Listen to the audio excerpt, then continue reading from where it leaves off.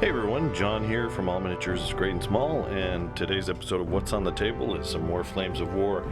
This time I have Americans from the Bulge book. So these are from my pile of shame. I probably picked these up towards the tail end of version 3, and they were just sitting in a box waiting to be finished. They were just kind of assembled and primed.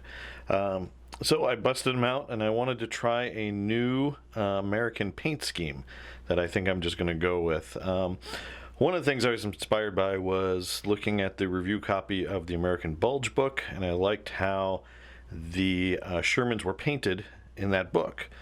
And I reached out to Battlefront and asked them how they were painted, and Victor was very nice to reply to me and tell me how he painted those models in the Bulge book. So I took his recipe, and I'll put a link down to his blog, The Big Four of Late War, with his article on how to paint some Americans for D-Day, which uses that same system, just without the camo.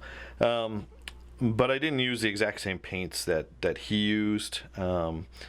So, you know, it's my take on his recipe. So, here you go. So, these are the ones I built just kind of as testers. I wanted to use the Pershings because for the end of October's Patreon, I wanted to have the Pershings in a battle report, so I wanted to have them ready to go.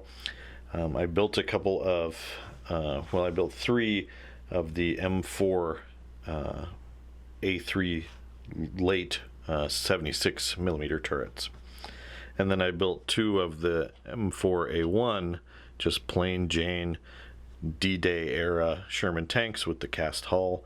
I wanted these in the D-Day list so I could downgrade the Sherman to these and save a point.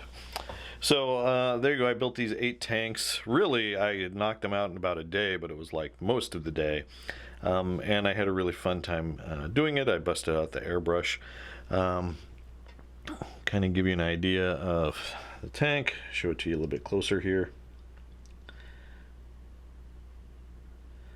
I got some weathering I painted on there, some rust, some dirt effects, but still, overall, I wanted these tanks to look pretty clean.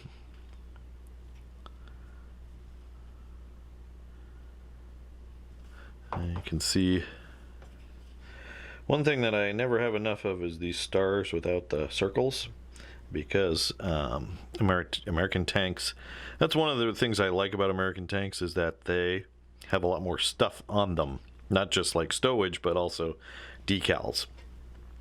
You know, for example, this guy has 6 stars on him, plus the numbers, you know, the hull number. So it's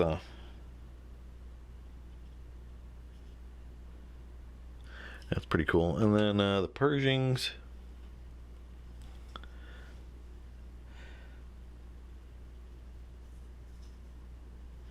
You can see some of that weathering. Just kind of subtle. I didn't want to put a lot of mud and slap a lot of mud on these guys. But I did use some of the pigments to dirty them up. But overall, very satisfied with it. What I did, for those that are interested, I airbrushed. I actually picked up some AK lacquer paints.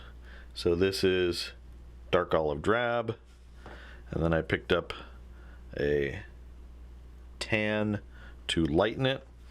So really I airbrushed, and you can almost kind of see it, like the sides are darker than the top.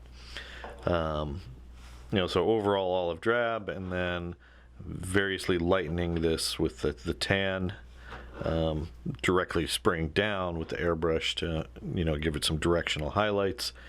Then I used, I think Victor recommended German camo beige as the dry brushing, you know, edge highlighting, and then buff for the final edge highlights. And you can kind of see the edge highlights there. I could probably go back and pick it out, but I wanted to do some weathering. So overall, I was very pleased with how these turned out. I'm really looking forward to the new American kits, doing plastic jumbos, chaffies, easy 8s, and one more Hellcats. Yeah, so I'm looking forward to getting all of those. And just to show you a comparison for my previous things, here is a metal and resin jumbo, which is actually just fine. I like this paint scheme a lot too, but after going to a couple of museums, seeing a bunch of Shermans in the wild, this is just too dark as a scale appearance for me. So I wanted to go a little bit lighter, and so I kind of like how the new one turns out. Eventually, if I do replace these with all the Bulge stuff, I'll probably end up selling my old American Army on eBay, and I'll let everyone know when or if that happens. But I do like it. I do like the jumbo. I can't wait to get the new kit. That's the old jumbo. It's heavy. All right, so there you go, guys. That's what's on the table this week. Some fun Flames of War tanks, getting ready for that Bulge American release that I think a lot of people are excited about. I know I am. Let me know down in the comments below what you think. Also, please do consider giving us a like and subscribe. Click that bell to receive notification when we release new content. If you like our Flames of War content, please do check out our Patreon, where patrons get access to a Flames of War battle report exclusive to them every month, as well as early access to other Flames of War content. Thanks for watching, and keep on wargaming.